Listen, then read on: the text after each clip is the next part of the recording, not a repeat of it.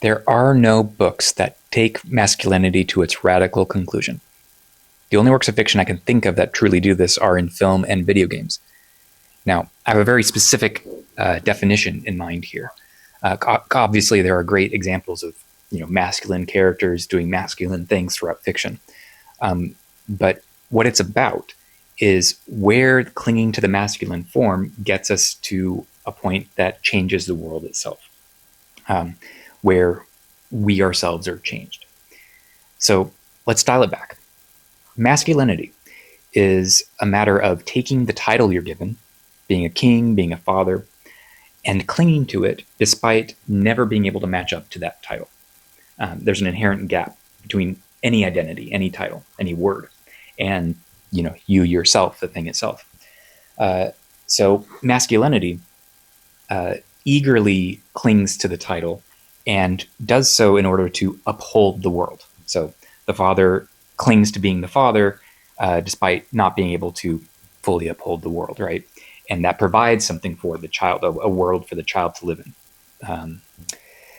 The works of heroic fiction that have men doing great things against great odds, and maybe they succeed, maybe they fail. That buys into the male fantasy, right? Saying we are succeeding in upholding the world. And other fiction reveals that this clinging to form is a sham, is posturing.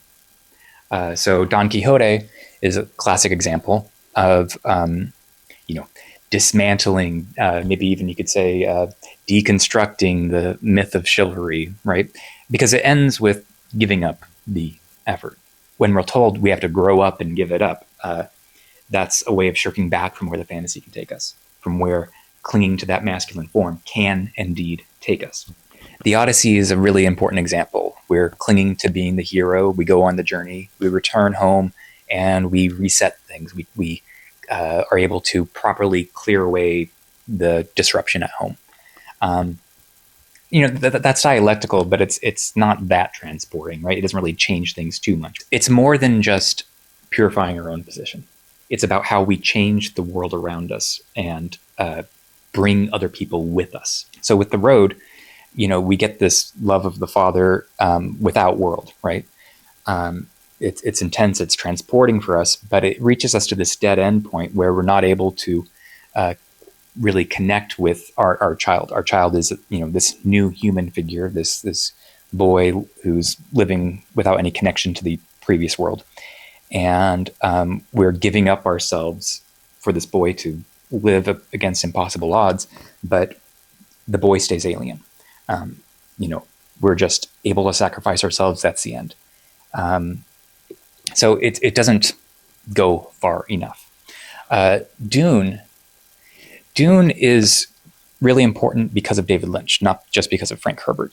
The book's good, but Lynch gets us to the radicality of clinging to, this masculine position of being, Paul Atreides and all the different titles that involves. But it gets us to this fundamentalist radicality that transforms the world around us. It transforms Arrakis. It ends the Empire, or transforms it. And it leads to a brutal violence that Lynch doesn't actually explore.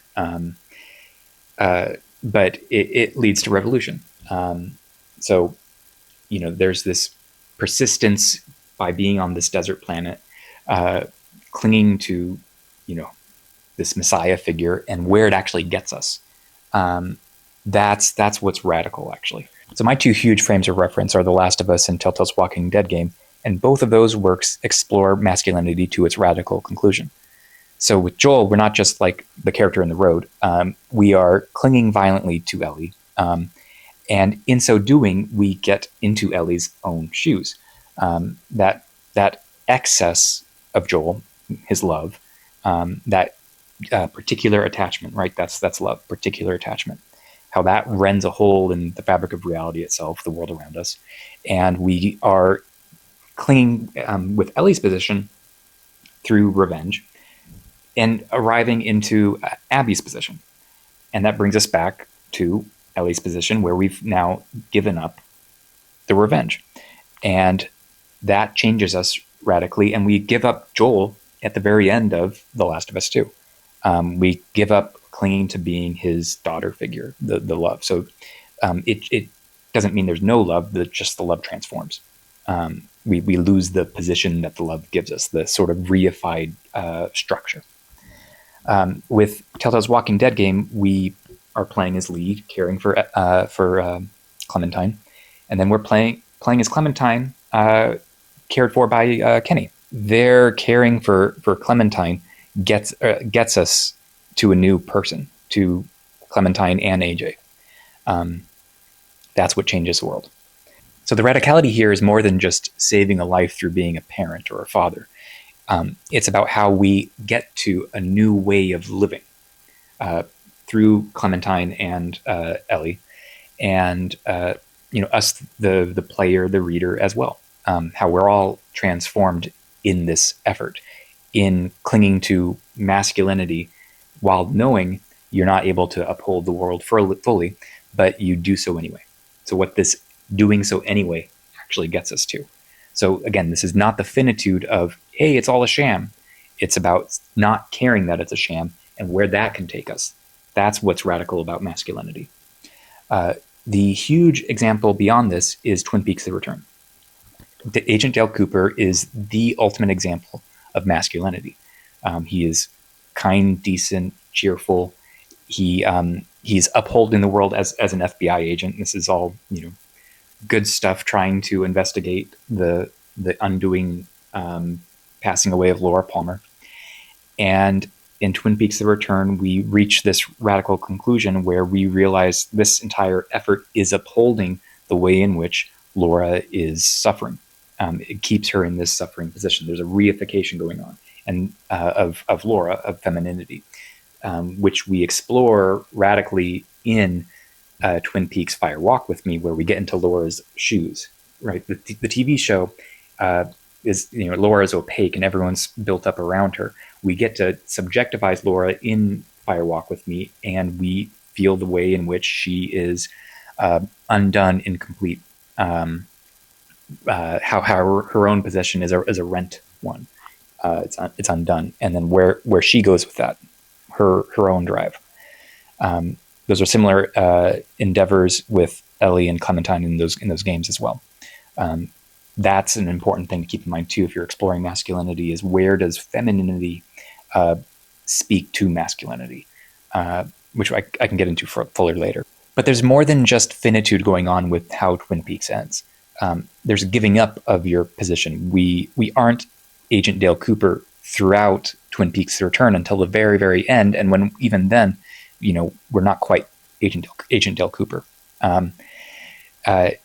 So this is about radically giving up your masculine position, but getting to a point where there's something new, and that newness is undefined. We get a cut, and that's it. That's all we'll ever get, right?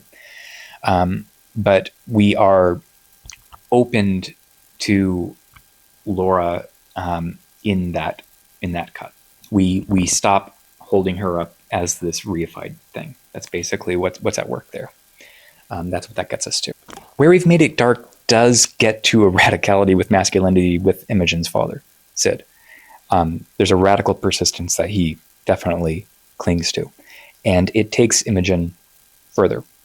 It's about where it takes Imogen, but I don't want to fully lay it all out. I would love to hear if there's something that you think I've missed. But I genuinely think most works of fiction, especially books, engage masculinity either from a position of here's how we enjoy, like it's a sort of tragedy, how we enjoy aesthetically watching a male figure cling and take on impossible odds, and maybe they succeed, maybe they fail, but there's an aesthetic enjoyment of masculinity, or there's a breaking down of masculinity and saying, look, it's all a sham.